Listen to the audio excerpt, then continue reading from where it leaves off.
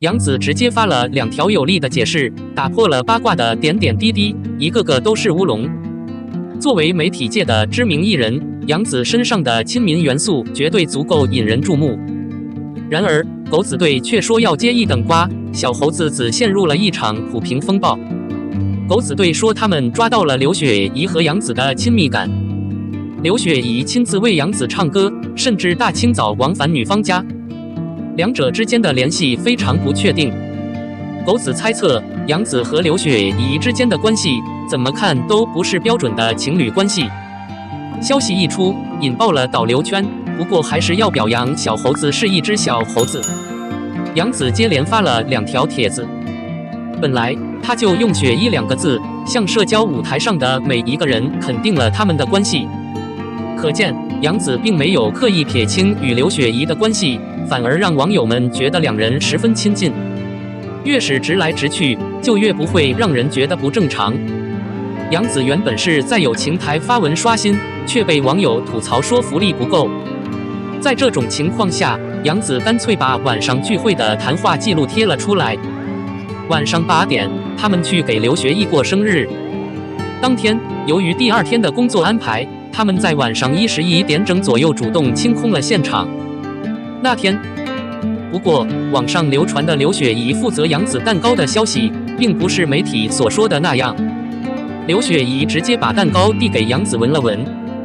刘学义去了杨紫家，不过那天晚上刘学义去杨紫家的时候，身边人很好，3个不同的同伴也都在场，而且网上也没有任何通知。与其说他暂时没有回来，倒不如说他在杨紫家里待了1个多小时，然后就走了。其实杨紫和刘雪怡的缘分由来已久，两人是相似组织的代表，工作上的对应关系是基础。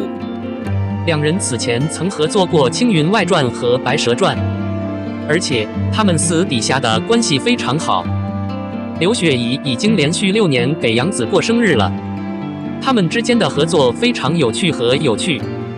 事实上，据粉丝说，杨紫和刘雪怡之间的关系很像杨紫和张一山。对于非常了不起的兄弟姐妹来说，他们是一种优势领域。人与人之间的暧昧，他们是感受不到的。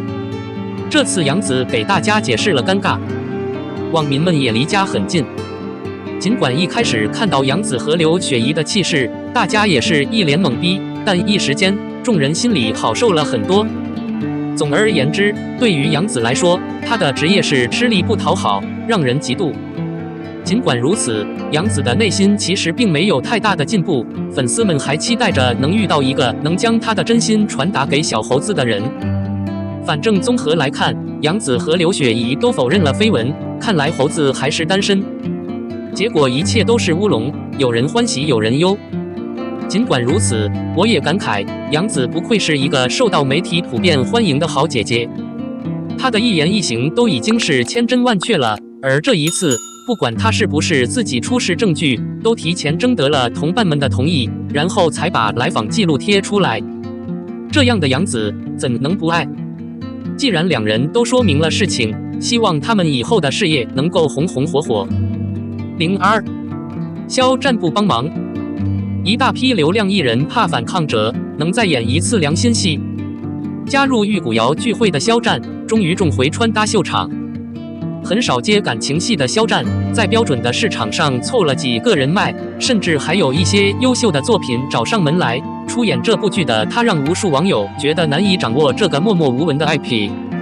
再加上对面的节目组还在练习中，忙着排班的肖战比较迷茫，请对请假应该是标配。随后，网络上又传出他将在《君主之书》中助阵迪丽热巴。全面反弹后的肖战被网友大肆抽奖，无数艺人表示兼具流量和演技。从刘亦菲、赵丽颖到迪丽热巴，网友们期待的合作伙伴无疑是格外引人入胜。几位投资人肯定纷纷拉票，尤其是近来备受关注的迪丽热巴，同样是内心戏的价值楼顶，同样走的是唯美独秀路线。双方队伍最强调的 CP 限制完全可以秒杀。不过，近日有消息称，肖战和迪丽热巴将不会有任何影视作品的参与。尽管改编《君子之书》遇到了麻烦，肖战的反抗者也打倒了艺人。这一次，他与任敏联手，也是京城各大势力的直接结果。再加上鹅厂和光光的保驾护航，抵制者的消息并不算特别多。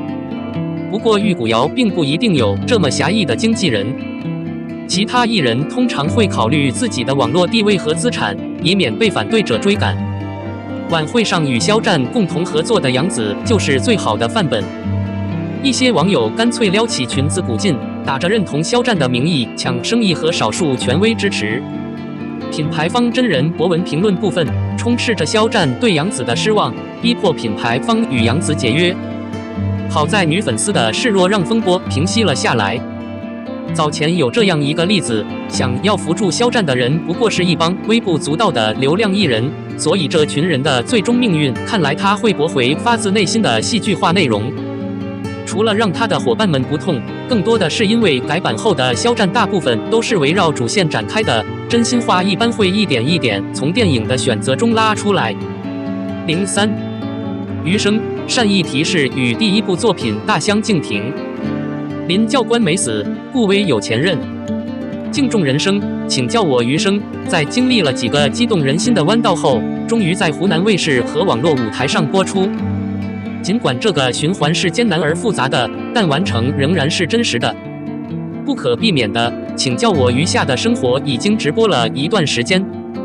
随着剧情的展开，虽然肖战和杨紫的粉丝们都回答得不错，支持自家本尊大展身手，但就连传送的显眼信息也不差。该剧最大的看点莫过于肖战和杨紫这两位顶配，颜值爆表，演技也非常出色。其中，肖战的展演一下子气势磅礴，凝固了人物的细腻与精致，限制与宽容浮现，演技被感知，更意外的在热播剧中频频亮相。在1个月的时间里，这个节目也迎来了大结局。传奇和冠军终于结婚了，尤其是林先生的去世，让人难以理解。节目好像变了。余生，请多指点。在这3年的积淀中，脆弱的难以置信。为了尽快摘星，节目组同样采用了抹杀和改版的策略，但从一些细微之处，也能看出剧组的急于求成。剧中台词和口型不符的现象在剧中普遍存在，细心看过的小伙伴应该能有所察觉，尤其是高希和顾伟的对话。如此一来，高希对顾威的感情绝对不是单纯的仰慕，他为顾威提供了机会，给予了平淡而神秘的广泛帮助。等到他知道林之孝和顾威关系融洽时，他才会冒险装模作样，出乎意料地把自己的感情说出来，带着他去上班。最清楚的是，高希和顾威在和大家分开的时候，平时是紧紧贴在一起的，居然还联系上了顾威。事实是，对方并没有立即放弃，一切都说得通俗易懂，万一不珍惜，就是一件荒谬的事。没过多久，高希就自认是顾威的前任了。万一是他太过执着，陷害了一个梦，后期就直接离开，那是不可想象的。主要是他和顾威真的有过一段感情。